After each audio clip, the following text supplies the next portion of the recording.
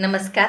मी grandmaster छाया Patil eternal universal holistic या चॅनलच्या माध्यमातून आपल्यासोबत संपर्क साधत आहे. आजचा आपला विषय आहे श्री गुरुचरित्र पारायण करण्याचे नियम. आता येणाऱ्या 15 एप्रिल 2026 रोजी श्री स्वामी समर्थ महाराजांची पुण्यतिथी आहे. त्याच निमित्ताने 9 एप्रिल 2026 पासून श्री गुरुचरित्र पारायणाची सुरुवात होत आहे. तर मला भरपूर प्रश्न आलेले आहे, मेसेज आलेले आहे की आम्हाला त्याचे नियम व्यवस्थित सांगा. बऱ्याच सेवेकऱ्यांना गुरुचरित्र पारायण करायचे आहे, परंतु त्यांना असं कळत आहे की हे पारायणाचे जे काही नियम आहे अतिशय कठीण आहे आणि ते पाळणे गरजेचे आहे.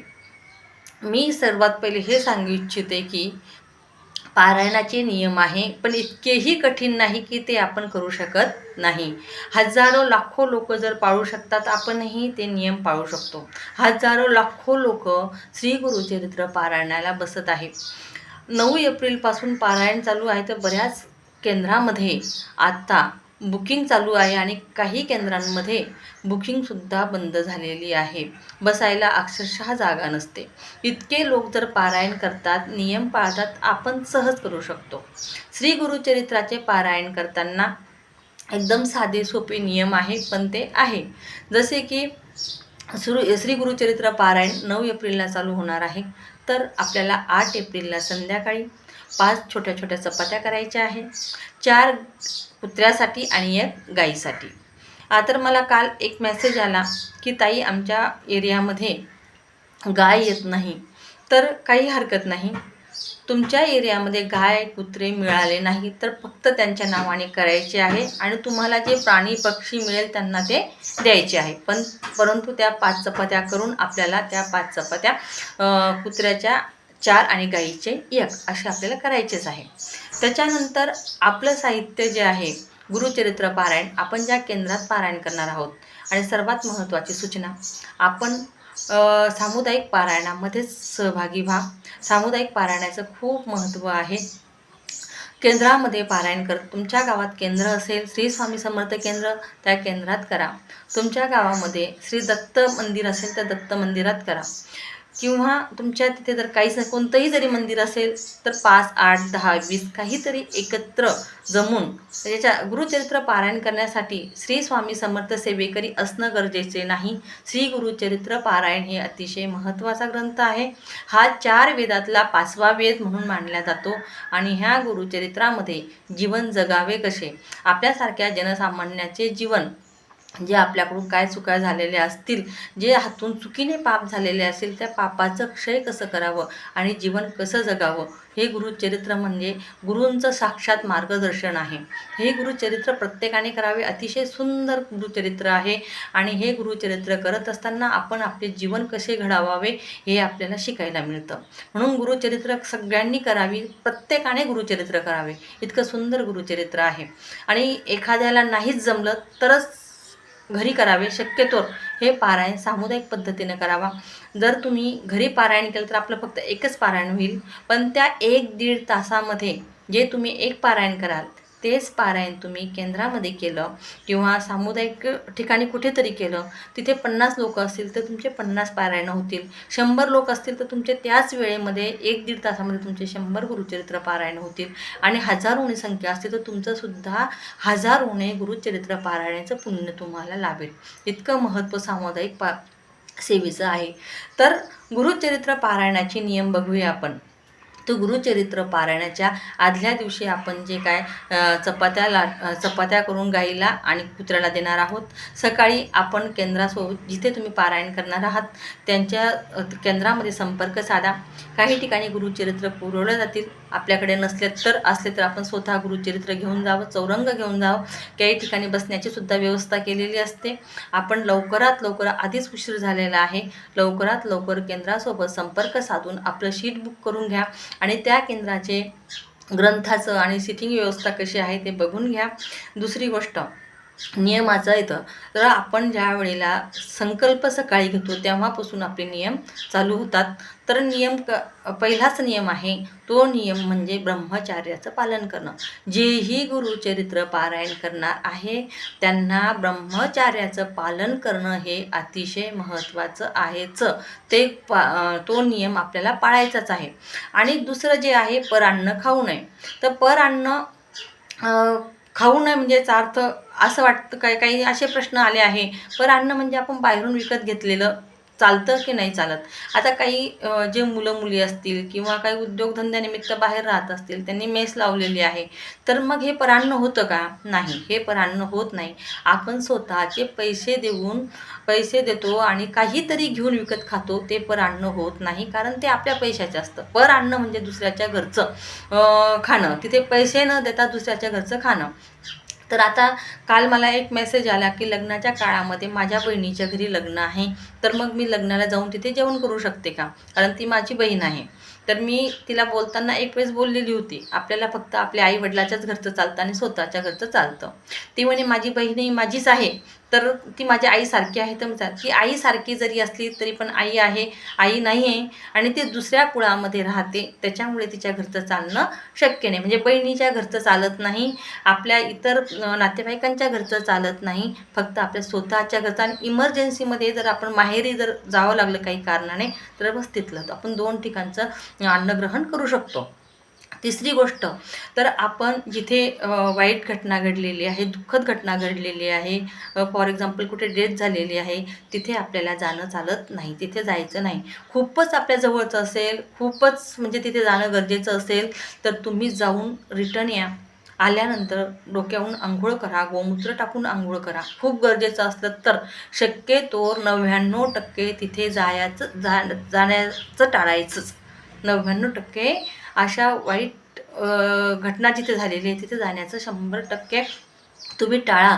99% याच्यासाठी म्हणते आहे की एक पॉईंट जर आपल्या खरोखरच जवळचं असलं आणि जाणे गरजेचं असलं तर जा. पण त्याच्यानंतर घरी आल्यानंतर पाण्यामध्ये मीठ टाका, गोमूत्र टाका आणि डोक्यावरून अंघोळ करा. आणि गुरुचरित्र पारायण करायला जात असताना अंगावर गोमूत्र केंद्रात तर असतातच, पण घरी जर तुम्ही गुरुचरित्र पारायण करत असाल तर एका बॉटलमध्ये सर्वप्रथम गोमूत्र घरात आणणे गरजेचं आहे. आणि पारायणाला बसताना घरात आणि अंगावर शिंपणंही गरजेचं आहे, केंद्रात असतातच. तर हे. आणि दुसरी गोष्ट, तुमच्या जर 3 पिढ्यामध्ये सुतूक असेल तर तुम्हाला गुरुचरित्र पारायण करायला चालत नाही. तुमच्या 3 पिढ्यामध्ये जर कोणी डिलिव्हरी झालेली असेल, तुम्हाला त्याला इर्धी असे म्हणतात, ते असेल तर तुम्हाला गुरुचरित्र करायला चालत नाही. पण पारायणाला आपण बसले असाल आणि पारायणाच्या वेळेस जर असं काही जर झालं, फॉर एक्झाम्पल की सुतूक पडलं, इर्धी आली किंवा महिलांना मासिक धर्म आला, तर मग काय करायचं? सर्वप्रथम तर महिलांनी आपली डेट वगैरे चेक करूनच पारायणाला बसावे. दुसरी गोष्ट, जर आलंच तर हे प्रॉब्लेम आलेच तर मग आपल्याला ग्रंथ हा अपूर्ण ठेवता येत नाही, कोणाकडून तरी आपल्याला वाचून घ्यावा लागतो. केंद्रात जर असलं तर खूपच छान, कारण त्यावेळेला केंद्रातील जे सेवेकरी तिथले काम बघतात त्याची ती लाईन लावतातच. परंतु आपल्या घरी जर असा प्रॉब्लेम आला, आपण जर घरी बसलेलो असलो तरीही कोणाकडून तरी हा ग्रंथ पूर्ण करून घेणं गरजेचं आहे, कारण तो ग्रंथ अपूर्ण ठेवता येत नाही. तर पुढे हे महत्त्वाचे नियम झाले. मग एक नियम येतो, तो म्हणजे खाली झोपायचं. आता काही लोकांना कमरेचा, पाठीचा त्रास असेल, डॉक्टरही नकार देतात, खाली झोपू नका, बेडवर झोपा. तुमच्याकडून शक्य असले तर बेडवरची गादी काढून तुम्ही काहीतरी आपली घोंगडी वगैरे टाकून झोपू शकता. आणि तुम्हाला तरीही त्रास होत असेल तर फक्त त्यावरचं रेग्युलरचं बेडशीट काढून नवीन बेडशीट टाका. परंतु नवीन घेण्यासाठी अट्टाहास नको. एक मिठाच्या पाण्यात धुतलेलं बेडशीट वापरा, ते बेडशीट टाका आणि झोपा. पण तुम्हाला त्रास होत असेल आणि खाली झोपायचं आहे म्हणून आपल्याला झोपता येत नाही आणि आपल्याला गुरुचरित्र पारायण करता येत नाही, फक्त एवढ्या गोष्टी करता आपण गुरुचरित्र पारायण टाळू नका. कारण गुरुचरित्र पारायण हे करणं खूप गरजेचं आहे. आपल्याकडे जर थोडा त्रास असेल तो त्रास सहन करून आपण गुरुचरित्र करू शकत असाल तर करू शकता, पण आपल्याला त्रास जास्त असेल आणि तुम्ही दुसऱ्या दिवशी गुरुचरित्र पारायण पठणाला बसता येणार नाही किंवा तुम्हाला त्रास होणार असेल तर अशा वेळेस आपण बेडवर झोपा, काही हरकत नाही. फक्त बेडशीट रेग्युलर न वापरता तर आपण मिठाच्या पाण्यात धुवून ते बेडशीट आपण वापरू शकता. नंतर आपण अजून यामध्ये काय करू शकतो की आता एकवर्णी जेवणाचाही खूप मोठा प्रश्न लोकांना निर्माण होतो आणि एकवर्णी जेवण आपण 7 दिवस कसं खाणार, त्यासाठीही आपण गुरुचरित्र पारायणाला बसण्यासाठी लोक टाळतात. तर एकवर्णी म्हणजे काय? एकवर्णी म्हणजे तुम्ही सकाळी पहिल्या दिवशी जर गव्हाची चपाती खाल्ली तर ती 7 दिवस गव्हाची चपाती खाणं, किंवा तुम्हाला जर गव्हाची चपाती खाण्यास त्रास होत असेल, आपण जर ज्वारीची भाकरी खात असाल तर ज्वारीची भाकरी 7 दिवस खाणं, म्हणजे जे पहिल्या दिवशी आपण खाल्लं, गव्हाची चपाती असेल, ज्वारीची भाकरी असेल किंवा काहीतरी असेल, बाजरीची भाकरी असेल, ते तुम्ही 7 दिवस खायचं. आणि कोणतीही हिरवी भाजी खायची. हिरवी भाजी खातानाही तुमच्या शरीराला जे पचेल रुचेल अशाच भाज्या खा. उन्हाळ्याचा दिवस आहे, तुम्हाला जर मेथीच्या भाजीने, कारल्याने किंवा अशा उष्ण पदार्थाने जर त्रास होत असेल तर हे पदार्थ टाळावे. आणि कांदा लसूण हा पूर्णपणे आपल्याला टाळायचा आहे, कारण कांदा लसूण हे उग्र पदार्थ आहे आणि आपल्याला पारायण करताना शरीर आणि मन हे शांत असणं गरजेचं आहे. आपण जसे खातो तसे आपले विचार आणि तसे आचार होतात. म्हणून या काळामध्ये लसूण आणि कांदा हे पाळल्या जातं, कारण आपल्याला शांततेची गरज असते शरीराला आणि मनाला. आणि शांतपणे गुरुचरित्रात जे काय मार्गदर्शन दिलेले आहे ते ग्रहण करण्याची क्षमता आपल्यामध्ये यावी, म्हणून हे कांदा लसूण आणि उष्ण पदार्थ टाळले जातात. आणि शांत मनाने शांत बुद्धीने आपण गुरुचरित्र करू शकतो. हे आपले काही नियम आहे. आणि आपण यामध्ये अजून काय करू शकतो की जेणे आपण गुरुचरित्र पारायणाला बसू शकतो. आता जेणेकरून तुम्हाला जर कुठे इमर्जन्सी जावं लागलं, फॉर एक्झाम्पल लग्नाला जावं लागलं, तर आपण जवळचं लग्न असेल तर जाऊ शकता, परंतु आपलं गुरुचरित्र त्या दिवशी आपण स्वतः पठण करावे. नंतर लग्नाला जा आणि लग्नाला जाताना घरचा टिफिन घेऊन जा किंवा जेवण करून जा, पाण्याची बॉटल घेऊन जा. कुठले पाणी पिऊ नका, कुठलं जेवण करू नका. तुमचं जे गुरुचरित्र पारायण आहे ते तुमचं पुण्य तुम्हाला परिपूर्ण लाभू देत, हेच गुरुमाऊलीचं सांगणं आहे आणि मार्गदर्शन आहे. परान्न का खाऊ नये यावर केंद्रामध्ये स्वामी समर्थ केंद्रामध्ये गुरुमाऊली खूप विस्तृतपणे माहिती देतात. त्यामध्ये आपल्याला कळतं की परान्न का खाऊ नये. तर माऊली सांगतात की पारायणाच्या काळात नाही तर इतर वेळेतसुद्धा परान्न घेऊ नये. परान्नाचे दोष असतात, ते दोष आपल्या ओरामध्ये येतात. आपण जेवण करतो तो विषय वेगळा आहे. आपण जर श्री स्वामी समर्थ सेवेकरी असाल तर आपल्याला माहीतच असेल, पण शक्यतो हा व्हिडिओ पाहताना आपण सेवेकरी नसाल तर आपल्याला कळेल की नंतर कळेलच की तुम्ही जर सेवेकरी झालात तर परान्न का घेऊ नये, परान्न घेण्याचे दोष कसे असतात ते हा वेगळा विषय आहे. तर आपण फक्त आज इतकंच पाहिलेलं आहे की गुरुचरित्र पारायण कसे करावेत. आणि काही लोकांना असं वाटतं गुरुचरित्र पारायण करण्यासाठी नवीन कपडे घालावेच लागतात. असे नाही, आपण रेग्युलर कपडे वापरतो, ते रेग्युलर कपडे वापरावे का ना वापरावे हे आपल्या मनावर आहे. पण प्रत्येकाच्या घरात नवीन कपडे असतात, तो उत्सव असतो. आपण जसं एखादा समारंभ असतो, समारंभाला नवीन कपडे घातल्यानंतर आपली एनर्जीसुद्धा चांगली होते किंवा आपल्याला प्रसन्न वाटतं.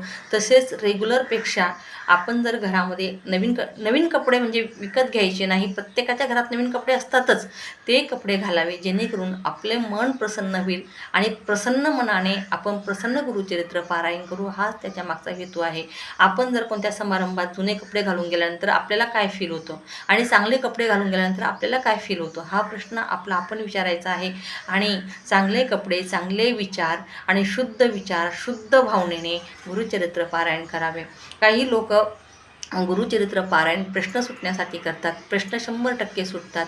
गुरुचरित्र पारायण मी आधीच सांगितलेलं आहे, हे गुरूंचं साक्षात सरस्वती रूपातलं मार्गदर्शन आहे.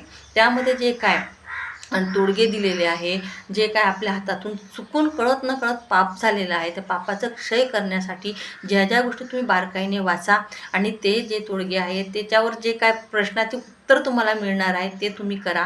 तुमचे 100% प्रश्न सुटतील. फक्त वाचून सुटणार नाही. तर गुरुमाऊली नेहमी सांगत असतात, ग्रंथ वाचले तर संत कळतात, संत वाचले तर भगवंत कळतात. आपल्याला भगवंत कळवून घ्यायचे असेल तर गुरुचरित्र पारायण फक्त प्रश्न सुटण्यासाठी वाचायचं म्हणून वाचू नका. समजून घ्या. समजल्यानंतर ते आचरणात आणा, विचारात आणा. गुरुचरित्र पारायण हे विचारात आणा, विचारातून आचारात आणा. आचरणात आणल्यानंतर तुमचं आयुष्य 100% बदलेल आणि 1000% तुमचे प्रश्न सुटणार आहे. तर आपल्याला इतके साधे सोपे नियम आहे. तर जे प्रश्न माझ्याकडे आले होते, मला असं वाटतं त्या लोकांना प्रश्नाचं उत्तर कळून जाईल की इतके सोपे नियम आहे, इतके काही अवघड नाही, पण ते नियम पाळणं गरजेचे आहे. नियम पाळायचेच आहे. आपल्याला हा व्हिडिओ कसा वाटला ते मला कमेंटमध्ये सांगा. लाईक करा, शेअर करा आणि चॅनल सबस्क्राईब करा. आपण दुसरा व्हिडिओ करणार आहोत संकल्प कसा घ्यावा, कारण बऱ्याच लोकांना संकल्प घेता येत नाही किंवा संकल्पाची परिपूर्ण माहिती नाही आणि काहींना वाटतं संकल्प घेण्यासाठी गुरु आवश्यक आहे, ब्राह्मण आवश्यक आहे. असं काही नाही. आपण आपला संकल्प स्वतःच करू शकतो, घेऊ शकतो.